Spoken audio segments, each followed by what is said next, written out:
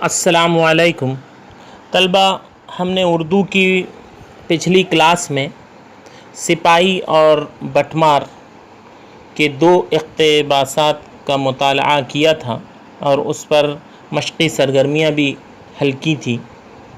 اب اس کہانی کا جو مرکزی کردار ہے سپاہی، وہ اپنے زمانے کی معاشی حالت کا ذکر کر رہا ہے، اپنی تنخواہ کے بارے میں، اور اس زمانے میں جو ہندوستان میں کرنسی موجود تھی، جو سکہ چلتا تھا، اس کی مضبوطی کا ذکر یہاں ہو رہا ہے۔ یہ 4 لائن کا ایک پیراگراف ہے جو اس طرح شروع ہوتا ہے: واللہ وہ بھی کیا زمانے تھے، یعنی اللہ کی قسم وہ بھی کیا زمانہ تھا۔ واللہ یہاں اللہ کے آگے واو لگا ہے۔ عربی میں اس طرح ہوتا ہے کہ والعصر زمانے کی قسم، تو یہاں ہے واللہ اللہ کی قسم وہ بھی کیا زمانے تھے کہ 12 برس میں میرا درماہا یعنی میری ماہانہ تنخواہ، منتھلی جو پیمنٹ تھی، وہ 12 تنکے سے بڑھتے بڑھتے 20 ہو گئی تھی۔ اس زمانے میں 5 تنکا ماہانہ پانے والے اجلے خرچ سے رہتے تھے۔ اجلے خرچ سے رہنا یعنی فیاضی کے ساتھ وہ خرچ کر سکتے تھے، معاشی آسودگی کے ساتھ وہ زندگی بسر کر سکتے تھے، جن کی 5 تنکے تنخواہ ہوتی تھی، اور یہاں سپاہی کی تنخواہ تو 12 تنکے سے بڑھ کر 20 ہو گئی ہے، تو ان کی وہ ایک مضبوط معاشی حالت میں تھے۔ سلطان بہلول لودھی کو اللہ بخشے، ان کا جاری کیا ہوا تانبے کا سکہ بہلولی کہلاتا تھا۔ یہاں سلطان بہلول لودھی کا ذکر آیا ہے، جو کہ ہندوستان میں بہلول سلطنت کے بانی ہیں۔ انہوں نے جو سکہ جاری کیا تھا تانبے کا، اس کو بہلولی کہا جاتا تھا۔ ان کے نام سے منسوب تھا یہ سکہ، بہلول سے بہلولی، تو وہ اب بھی رائج تھا۔ ابھی زمانہ ہے سلطان سکندر لودھی کا، جو کہ سلطان بہلول لودھی کے فرزند ہیں، تو زمانہ سکندر لودھی کا ہے، لیکن ان کے والد صاحب سلطان بہلول لودھی کا سکہ ابھی ملک میں رائج ہے، جاری ہے، وہ اب بھی رائج ہے، اور اس میں طاقت اس قدر تھی کہ آدمی یہاں سے کول تک کا سفر اپنے گھوڑے کے ساتھ کرتا تو ایک بہلولی اس کے لیے کافی ہوتا۔ یہاں بہلولی جو سکہ ہے تانبے کا، جو ملک میں رائج ہے، اس کی طاقت کا اندازہ بتایا جا رہا ہے، اس کی قیمت بتائی جا رہی ہے کہ وہ اتنا طاقت رکھتا تھا، یعنی اس کی ویلیو اتنی تھی، اس کی قیمت اتنی تھی کہ ایک بہلولی میں آپ ایک سفر کر سکتے تھے بڑا اپنے گھوڑے کے ساتھ۔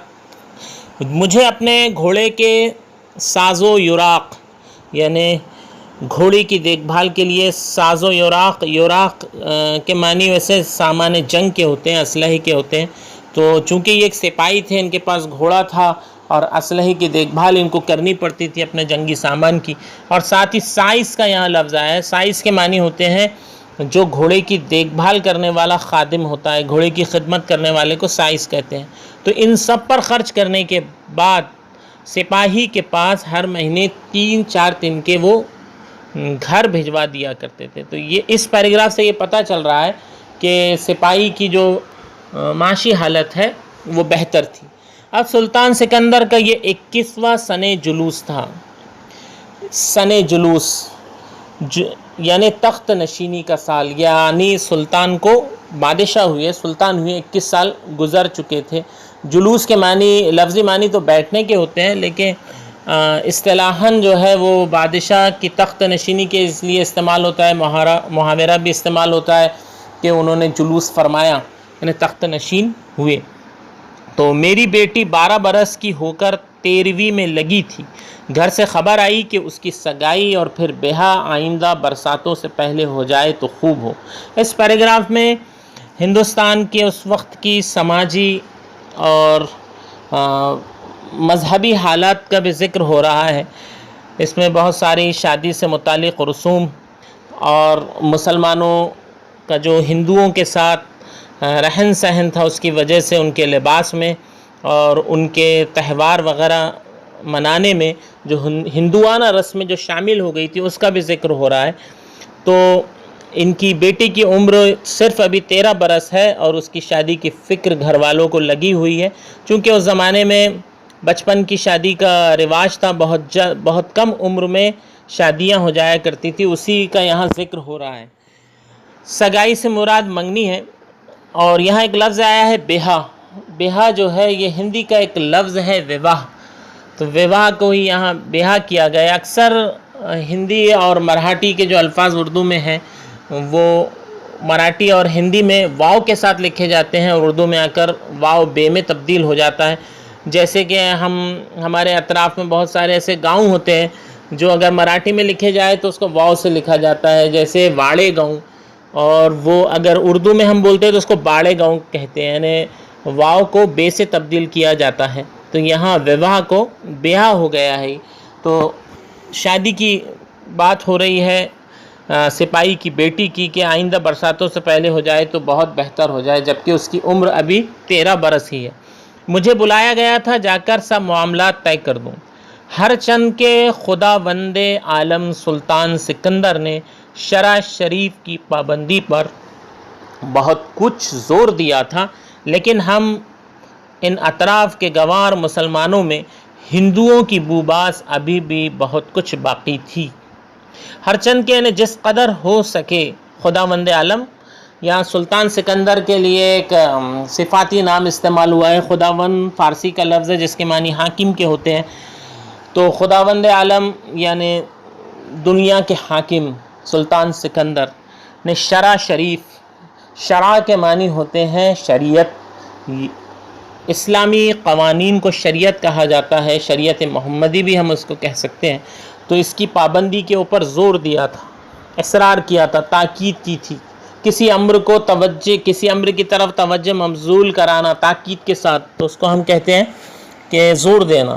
تو سلطان کی طرف سے مسلمانوں پر شرعی پابندی کا زور تھا، لیکن مصنف اپنے بارے میں یہ بتا رہے ہیں کہ ہم چونکہ گنوار مسلمان تھے، دہلی کے اطراف کے گنوار یعنی دیہاتی گاؤں کے رہنے والے، تو چونکہ ہم برسوں سے ہندوؤں کے ساتھ رہ رہے تھے، اس لیے ہندوؤں کا اثر ابھی تک ہم پر باقی تھا۔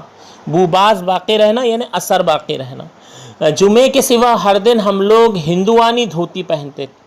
یہاں لباس بیان ہو رہا ہے، یہ 1.5 لائن میں جو اس وقت مسلمان ہندوؤں کی جو بوباس ان میں باقی تھی، تو وہ لباس کیسے پہنتے تھے کہ جمعے کے دن کے علاوہ تو دھوتی پہنتے تھے۔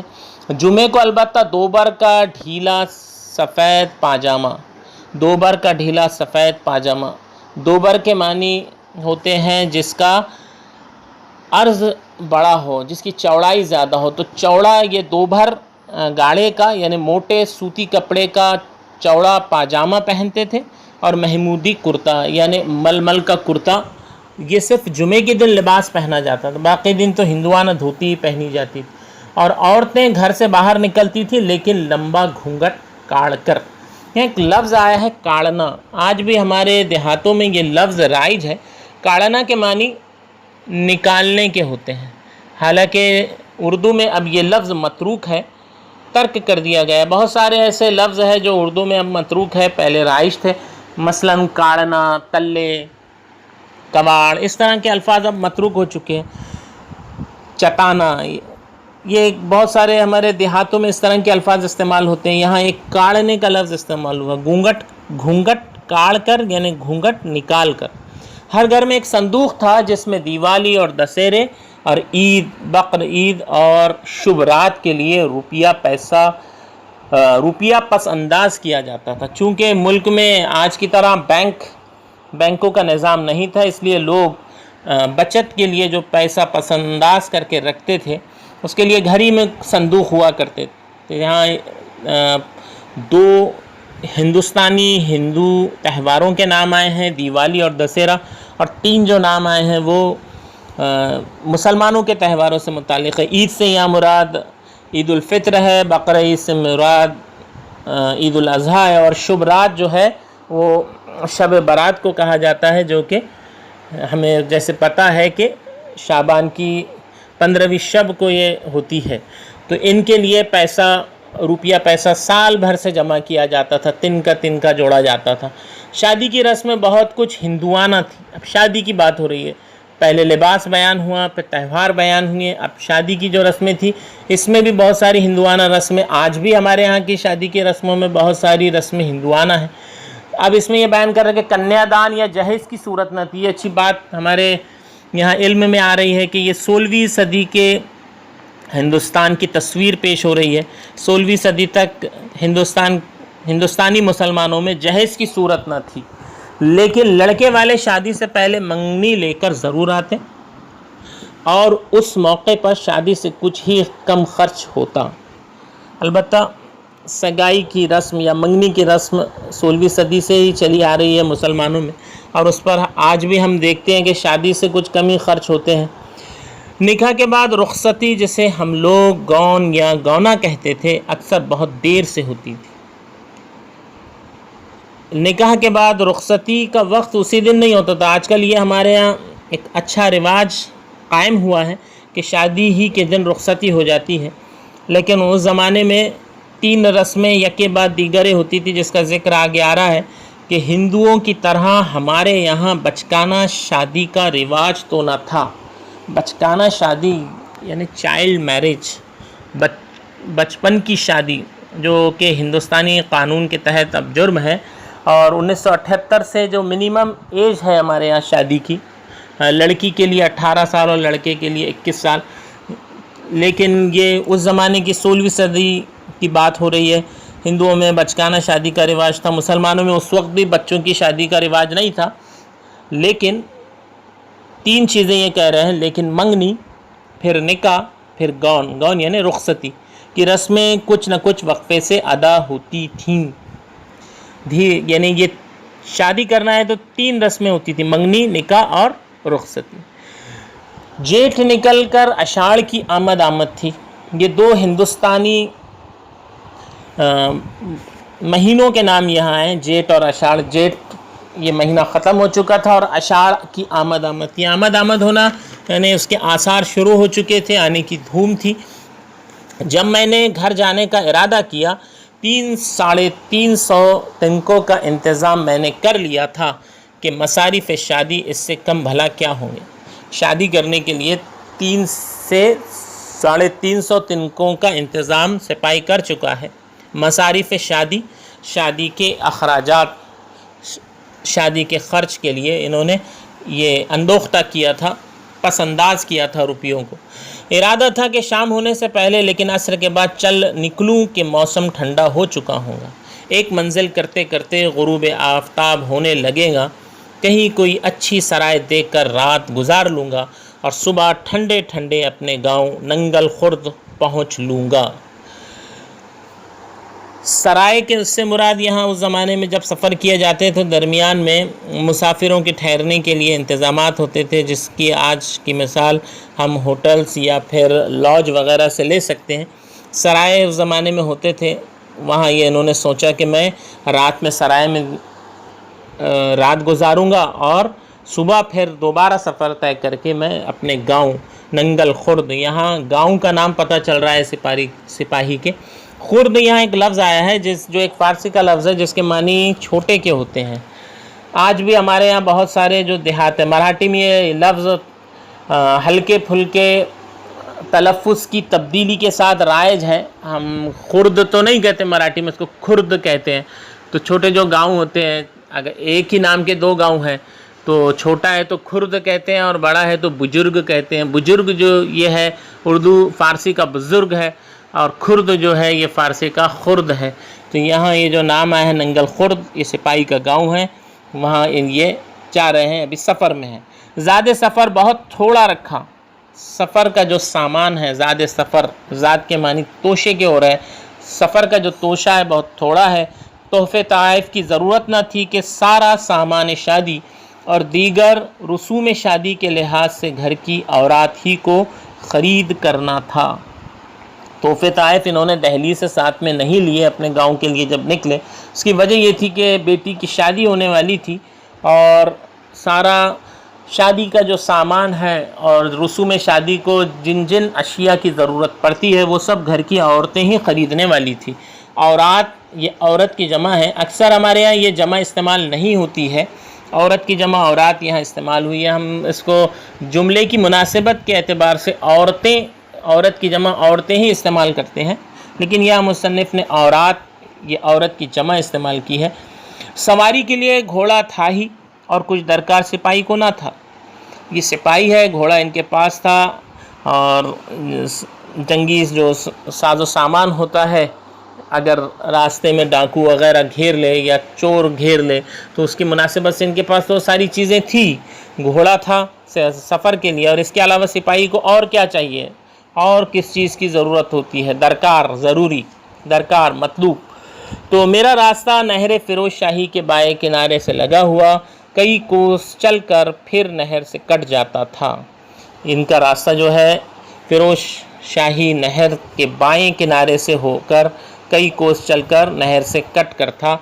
इस तरह ये हमने यहाँ 3 पैराग्राफ की तफ़हीम व वज़ाहत देखी। अब आइए हम इस पर मश्क़ी सरगर्मियाँ देखते हैं।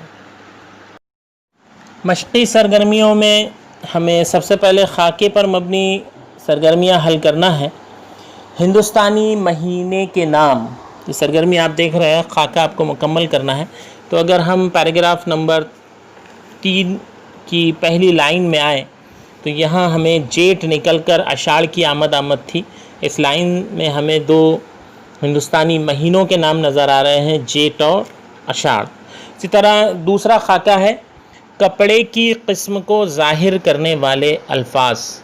अगर हम पैराग्राफ नंबर 2 की लाइन नंबर 4 में आए तो जुमे को अलबत्ता दोबर का ढीला सफ़ेद पाजामा गाढ़े का और महमूदी का कुर्ता पहना जाता था। तो यहाँ 2 अल्फाज है जो कपड़े की अक़साम को बयान कर रहे हैं। एक है गाढ़ा जो मोटी सूती कपड़े को कहते हैं, और दूसरा है महमूदी जो मलमल को कहते हैं। तो ये 2 लफ्ज़ आपको यहाँ लिखना है, गाढ़ा और महमूदी। एक खाके पर मबनी हमको सरगर्मियाँ करना है हिंदुओं के त्योहारों को ज़ाहिर करने वाले अल्फाज।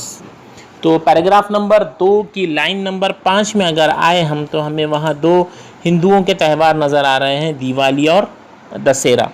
तो वो 2 नाम आपको यहाँ लिख देना है। एक और सरगर्मी है मुसलमानों के त्योहारों को ज़ाहिर करने वाले अल्फाज। तो ये भी आप पैराग्राफ नंबर 2 की लाइन नंबर 6 में आए तो ईद, बकरा ईद और शुबरात, 3 आपको यहाँ नाम नज़र आ रहे हैं। आपको इसमें से कोई 2 नाम ही यहाँ लिखना है इस सरगर्मी में। इसके बाद सबक से मौजू लफ्ज़ तलाश करके दर्ज झैल सरगर्मी मुकम्मल कीजिए। तो आपको सबसे पहले लिखना है तांबे का सिक्का जारी करने वाला। इनका नाम लिखना है आपको जिन्होंने तांबे का सिक्का जारी किए थे। तो पैराग्राफ नंबर 1 की लाइन नंबर 2 में ये नाम आता है सुल्तान बहलूल लोधी। उसके बाद है सुल्तान का नाम, यानी जिस ज़माने में ये कहानी चल रही है उस ज़माने में किसकी यहाँ बादशाहत थी। तो पैराग्राफ नंबर 2 की लाइन नंबर 1 में आता है अब सुल्तान सिकंदर का ये 21वां सने जुलूस था। तो सुल्तान का नाम है सुल्तान सिकंदर खान लोधी। तीसरा है नहर फ़िरोज़ शाही बनाने वाला। अब यहाँ पर कोई वाज़ेह तौर पर लिखा नहीं गया है कि नहर फ़िरोज़ शाही किसने तामीर करवाई थी। इसके नाम ही में उसके बनाने वाले का नाम पोशीदा है, फ़िरोज़ शाही, यानी फ़िरोज़ शाह ने इसको बनवाया था। तो आप नाम लिख सकते हैं फ़िरोज़ शाह। चौथा इसमें है कि सिपाही के गांव का नाम। अगर आप पैराग्राफ नंबर 3 की लाइन नंबर 4 में जाए तो वहाँ उनके गांव का नाम पता चलता है हमें, नंगल खुर्द। तो आपको ढूंढ कर लिख देना है नंगल खुर्द।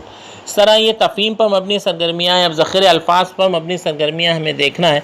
ज़ख़ीर अल्फाज में अक्सर हम वाहिद जमा मुतज़ाद अल्फाज, सिफ़ात से इस्म तैयार कीजिए वग़ैरह सरगर्मियाँ करते हैं। तो अभी आपको यहाँ तलाश करना है मामले की जमा। पैराग्राफ में मामले की जमा मामलात है। दूसरा है औरत की जमा, आपको तलाश करना है औरत की जमा, जैसे कि हमने इस पर बात भी की है। पैराग्राफ नंबर 3 के लाइन नंबर 5 में इसकी जमा आई है, औरत की जमा औरात। इसी तरह हमको यहाँ मुतज़ाद तलाश करना है। आमदनी का मुतज़ाद, इसमें लफ्ज़ आमदनी का मुतज़ाद ख़र्च होता है, और इसमें एक लफ्ज़ इस्तेमाल हुआ है गुरूब आफ्ताब। तो गुरूब का आपको मुतज़ाद तलाश लिखना है। गुरूब का मुतज़ाद तुलू होता है। تو آمدنی کا متضاد خرچ اور طلوع کا متضاد غروب۔ اسی طرح صفات سے ہمیں اسم بنانا ہے۔ آپ کو ایک صفت دی گئی ہے طاقتور، اس سے آپ کو اسم بنانا ہے، بہت آسان ہے، اس میں سے آپ کو ور نکال دینا ہے، طاقت جو ہے اس کا اسم بن جائے گا۔ اسی طرح لمبا ایک صفت ہے، اس کی آپ کو اسم تیار کرنا ہے تو وہ ہو جائیں گی لمبائی، طاقتور سے طاقت اور لمبا سے لمبائی۔ ایک نئی سرگرمی ہم یہاں ذخیرہ الفاظ پر مبنی کرنے جا رہے ہیں۔ داخلی تصریف سے ہمیں نئے الفاظ بنانا ہے، یا آپ کو مادہ دیا جا رہا ہے، روٹ ورڈ دیا جا رہا ہے، اس سے آپ کو مشتق الفاظ، دوسرے الفاظ جو نئے الفاظ بن سکتے ہیں وہ بنانا ہے۔ سب سے پہلا پیراگراف نمبر 2 کی لائن نمبر 3 میں ایک لفظ آیا تھا شرح، شین رے عین، تو اس سے آپ کو دوسرے داخلی تصریف کر کے نئے الفاظ بنانا ہے۔ تو اس کے کئی سارے نئے الفاظ بن سکتے ہیں، شرع سے شریعت، مشروع، شرعی، شارع اور شرعن۔ اسی طرح ایک لفظ آیا تھا پیراگراف نمبر 2 کی لائن نمبر 4 میں محمودی، محمودی، اس کا جو روٹ ورڈ ہے میم دال، اس سے آپ کو نئے الفاظ لکھنا ہے، ہے میم دال یہ اس کا روٹ ورڈ ہے، تو اس سے بن سکتا ہے حامد، حمید، محمد، محمود، حماد، اور جو اس میں پیراگراف میں استعمال ہوا ہے محمودی۔ اسی طرح پیراگراف نمبر 3 کی لائن نمبر 1 میں لفظ آیا ہے انتظام، یہ نون، زوئے اور میم، یہ اس کا روٹ ورڈ ہے نظم، نون زوئے میم، اس سے آپ کو بنانا ہے نئے لفظ، اس سے بن سکتے ہیں ناظم، منظوم، انتظام، انتظامی اور نظامت، یہ داخلی تصریف سے نئے الفاظ بنے ہیں۔ اسی طرح پیراگراف نمبر 3 کی لائن نمبر 2 میں ایک لفظ آیا تھا مصارف شادی، مصارف، تو اس کا جو ہم آپ کو روٹ ورڈ دے رہے ہیں سواد ریفے صرف، اس سے آپ بنائیے تو ایک تو اس سے صارف بنے گا، مصارف اور مصروف، صارفین بھی بن سکتا ہے۔ تو اس طرح یہ داخلی تصریف سے نئے الفاظ بنائے گئے ہیں۔ انشاءاللہ اگلے اقتباس کی تفہیم اور اس پر مشقی سرگرمیاں ہم اس کی اگلی کلاس میں دیکھیں گے۔ السلام علیکم۔